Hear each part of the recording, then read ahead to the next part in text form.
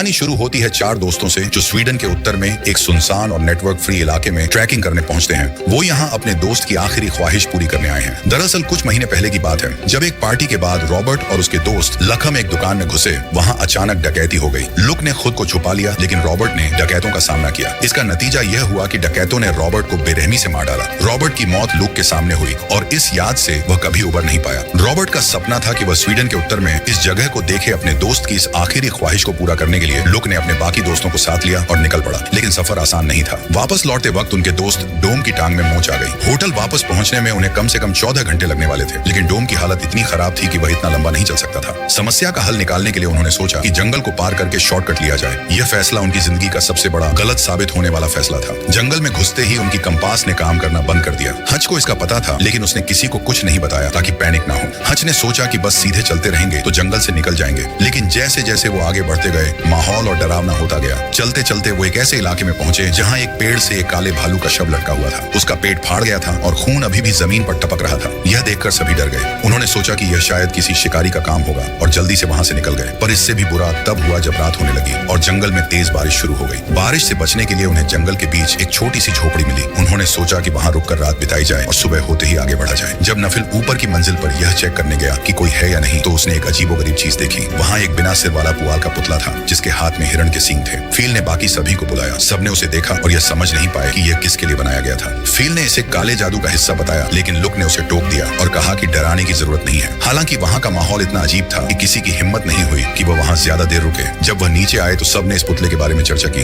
रात के सन्नाटे में जब सब होने की कोशिश कर रहे थे, तभी अजीब घटनाएं होने लगी। लुक को लगा जैसे कोई सफेद रोशनी उसकी आंखों पर चमक रही हो। जब उसने बाहर जाकर देखा तो उसे लगा कि वह फिर से उसी दुकान में है जहां रॉबर्ट मारा गया था। लुक को यह समझ नहीं आ रहा था कि वह सपना देख रहा है या यह हकीकत है। तभी उसने देखा कि उसके सीने पर गहरे पंजों के निशान पड़ चुके हैं। झोपड़ी के अंदर से किसी की तेज चीख सुनाई दी। लोग भागकर अंदर गया तो देखा कि हच इतना डर गया था कि उसने खुद को गीला कर लिया था। डॉम अभी भी किसी सी बुरे सपने में था और फिल तो कमरे से गायब ही था। जब लुक उसे ढूंढने ऊपर गया तो देखा कि फिल बिना कपड़ों के उस पुतले के सामने घुटनों के बल बैठा था। लुक ने उसे होश में लाया और सबने झोपड़ी छोड़ने का फैसला किया। जैसे ही वह बाहर निकले, उन्होंने देखा कि आसपास के पेड़ों पर अजीब से निशान बने हुए थे। इससे उनका डर और बढ़ गया। लंबे समय तक चलने की वजह से डॉम की टांग की तकलीफ बढ़ गई, लेकिन उनके सामने अब कोई रास्ता नहीं बचा था। लुक एक ऊंची चोटी पर जाकर देखना चाहता था कि जंगल कितना बड़ा है और वह कितनी दूर है, लेकिन जैसे ही वह चोटी पर पहुंचा, उसने सामने किसी अजीब चीज को देखा। यह नजारा देखकर वो डर के मारे भागा और अपने दोस्तों को बताया, लेकिन डॉम ने उसकी बात को मजाक में लिया और कहा कि वह सबको डराने की कोशिश कर रहा है। लुक ने मजबूर होकर अपनी शर्ट उठाई और अपने सीने पर पड़े गहरे पंजे के निशान दिखाए। उसने कहा,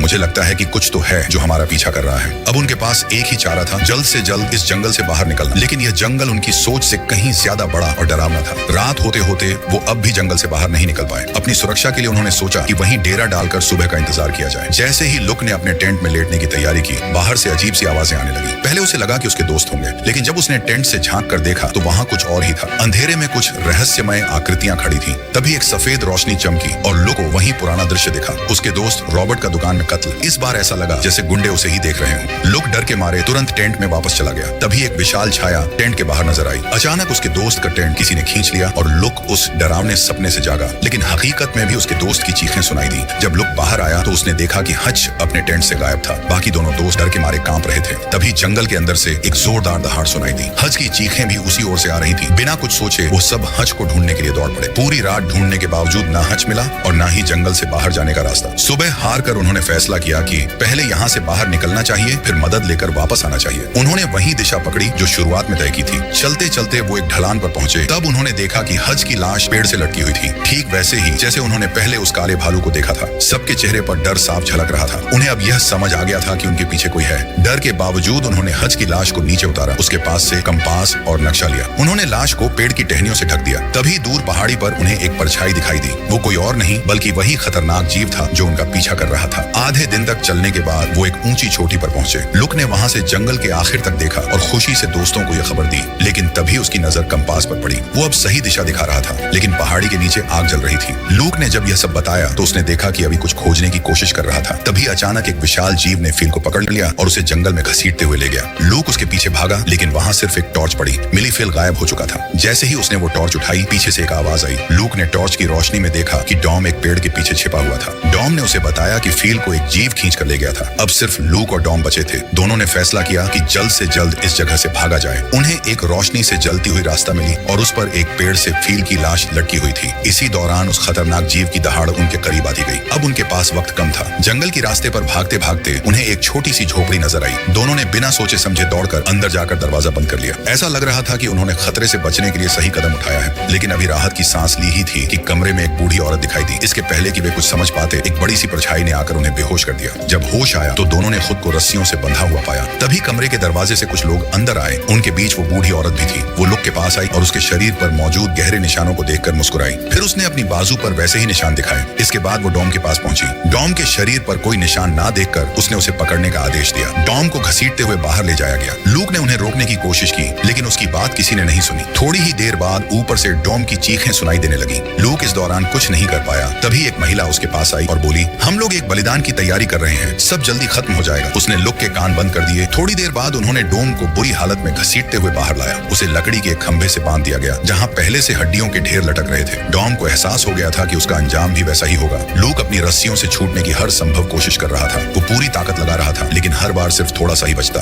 आखिरकार उसने हिम्मत जुटाई और अपने हाथ की उंगलियां तोड़ ली। दर्द सहते हुए वो किसी तरह रस्सी से छूटने में कामयाब हो गया। इस बीच डॉम खंभे से बंधा हुआ था और उसने देखा कि उसकी पत्नी सामने से आ रही है। उसे यकीन हो गया कि वो बच गया है, लेकिन जैसे ही उसकी पत्नी उसके पास आई और उसके चेहरे को छूने लगी, डॉम को समझ में आया कि वो उसकी पत्नी नहीं बल्कि कोई भयानक क्रीचर है। उसके सामने खड़ा वो जीव बहुत डरावना था। डॉम डर के मारे चीख पड़ा। उसकी चीख लूक तक पहुंची, जो दरार से बाहर की स्थिति देख रहा था। उसने पहली बार उस जीव को साफ साफ देखा। वो जीव डॉम को खींचते हुए पेड़ के पास ले गया और उसे वैसे ही लटका दिया जैसे पहले हड्डियां टंगी हुई थी। कुछ ही समय बाद डॉम की कहानी खत्म हो गई। जब यह सब खत्म हो गया तो एक सुनहरे बालों वाली लड़की लूक के कमरे में खाना लेकर आई। लूक ने जल्दी से अपने हाथ छिपा ली। जब लड़की वापस जाने लगी तो लूक ने उससे पूछा, ये बाहर का प्राणी आखिर है क्या? लड़की ने पहले अनसुना किया, लेकिन फिर उसने जवाब दिया। लड़की ने कहा, वो तुम्हारे दर्द को देखता है और उसे खत्म करने के लिए तुम्हें चुना है। यह कहकर उसने दरवाजा बंद कर दिया और वहां से चली गई। महिला के जाने के बाद लूक को एहसास हुआ कि उसके पास समय बहुत कम है और उसे जल्द से जल्द भागना होगा। जैसे ही वह दरवाजे की ओर बढ़ा, वहां उसने सुना कि कमरे के अंदर से कुछ आवाजें आ रही थी। जिज्ञासा से उसने पास में रखी मशाल उठाई और दरवाजा खोला। वहां कई लोग बैठे थे जो रो रहे थे। हिम्मत जुटाकर वह कमरे के अंदर और गहराई तक गया। वह यह देखकर चौंक गया कि वे लोग मरे हुए नहीं थे।